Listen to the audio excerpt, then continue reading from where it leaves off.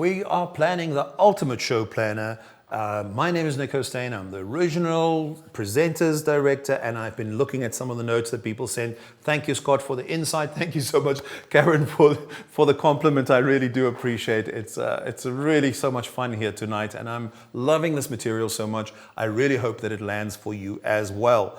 So, coming up in the next 20 minutes, we're going to look at the production elements you can use, how you can have a resource kit work for you, and also some handy broadcast conventions that you may find very helpful as we explore how you can get a slicker online show. So in these 7 minutes, I'm really going to talk about beats and pace. I'm going to talk about gear shift and also the production elements you can employ that can help you breathe and can help to keep you on track. As we get into this first section of elements, production elements, I really wanted to give you a sense of how beats work and how you can visualize beats. And the only picture that I could come up with, or an image that I really enjoyed, was this way to show how beats could be visible.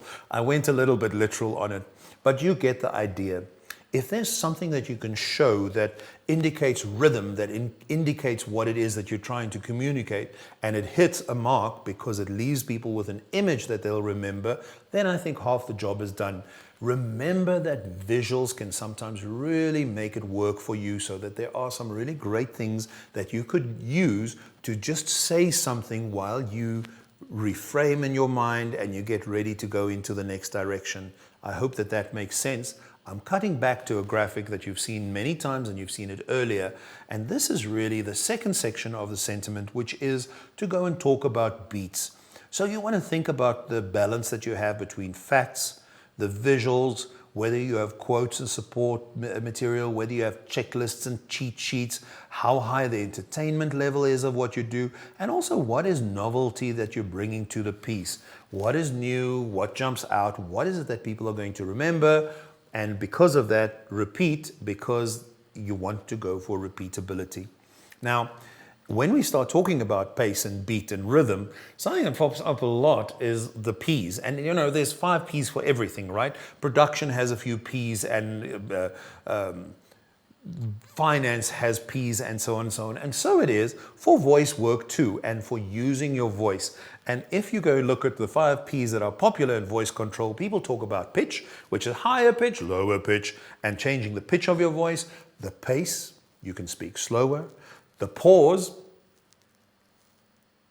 and also power and projection, and of course, how you're going to use your personality to make all of this gel. I'd say that it's stuff that you don't have to worry too much. It's not something that necessarily needs severe coaching, but it is something to be aware of, to go, when am I going to pull back a little bit, slow down? When am I going to be excited? And how much personality am I going to put into it? I would say to you, in the larger, the grander picture, it's all a little bit of a dance.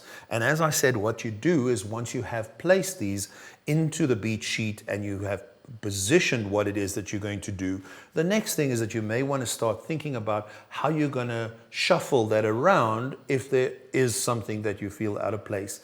I'm going to jump back to the very first show, the very first webinar we talked about presenting for the small screen, and I used the example of 3 or 4 different show formats.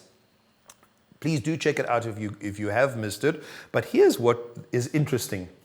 The news uses certain elements such as cold reads, sometimes insert stories that they play, or they cross to field reporters, they have animations and infographics, and of course sometimes they even have a speaker in the studio, a guest.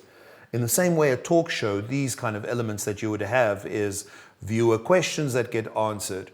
They have star power that they draw on. Sometimes they have live music. They may have a giveaway, which is a nice thing. Quiz shows, of course, they have variety. There's an underdog. There's a comparison that your audience has, which also is something that causes some interaction and connection with the audience.